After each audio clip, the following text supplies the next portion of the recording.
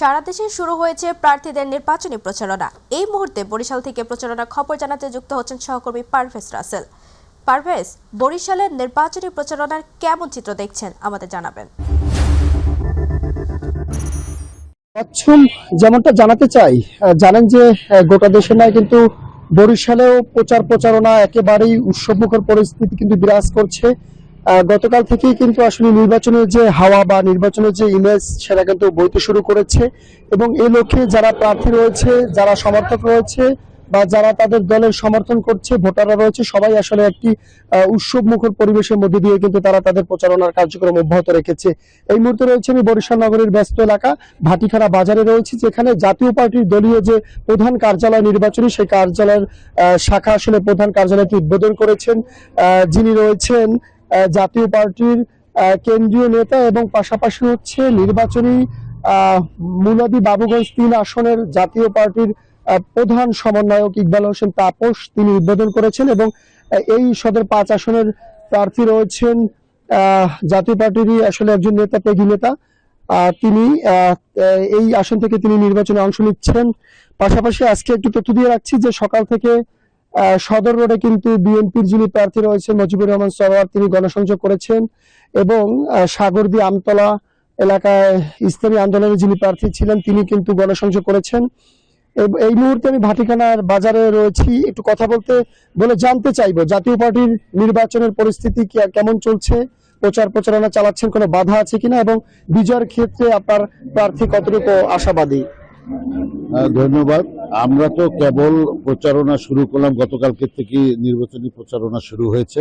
আপনি একটু আগেই বলেছেন যে আমি মুরাদি বাবুগঞ্জেও এক প্রার্থীর প্রচারণার প্রধান সমন্বয়কের দায়িত্ব পালন করতেছি এবং বরিশাল সদর যে ৫ আসনের আক্তার রহমান সপ্রু আমার ডান পাশে, উনি এই আসন থেকে লড়ছেন এবং আমার বাম পাশে আছেন উজিরপুর বানারীপাড়ার প্রার্থী অ্যাডভোকেট আব্দুল জলিল, উনিও আমার পাশে আছেন এবং আমরা একযোগে প্রচারণা শুরু করেছি। আপনি যেটা বলেছেন যে কোনো বাধা বিপত্তি আছে কিনা, কোনো বাধা বিপত্তি আছে কিনা, আসলে বাধা বিপত্তি এখনো কোনো বাধা বিপত্তির সম্মুখীন হচ্ছে না, তবে পরিবেশটা এখনো বোঝা যাচ্ছে না কি হবে, সামনে কি হবে এখনো বোঝা যাচ্ছে না। তবে যতটা উৎসব মুখর পরিবেশে নির্বাচন হওয়ার কথা আমার কাছে সেরকম এখন পর্যন্ত পরিলক্ষিত হচ্ছে না, মনে হচ্ছে না যে এখন পর্যন্ত জমে গেছে। তবে হ্যাঁ, আস্তে আস্তে দিন যত বাড়বে তত জমবে। এখানে কিছুটা ধরেন বৈষম্যের শিকার তো আমরা হচ্ছি।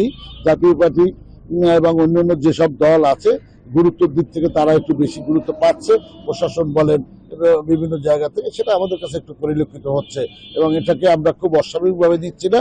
তবে হুমকি দমকি নাই যে সেটা একদম বলা যাবে না। আমার প্রার্থী আরেকজন প্রার্থী আমাকে কমপ্লেন করেছে যে বাবুগঞ্জ মুলাদির প্রার্থী তার যে মাইক নিয়ে যারা প্রচারণায় গিয়েছিল সেখানে মাইক আটকে ওখানে একটি বিশেষ দলের নেতাকর্মীরা তাদেরকে হুমকি দমকি দিয়েছে, ঠ্যাং ভেঙে দিবে, গলা কেটে ফেলবে, এইভাবে হুমকি দিয়েছে। আমরা কমপ্লেন করেছি প্রশাসনের কাছে, দেখি প্রশাসন কি করে। ধন্যবাদ।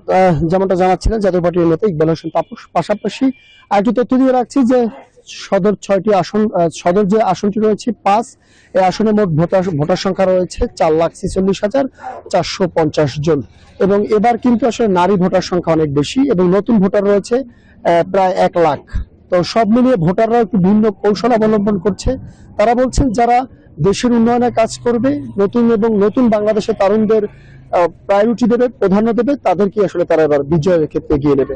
আমরা প্রত্যাশা করছি আগামী ১২ই ফেব্রুয়ারি সুন্দর নিরাপত্তার মধ্যে দিয়ে একটি সুষ্ঠু ভোট যাতে সম্পন্ন হতে পারে।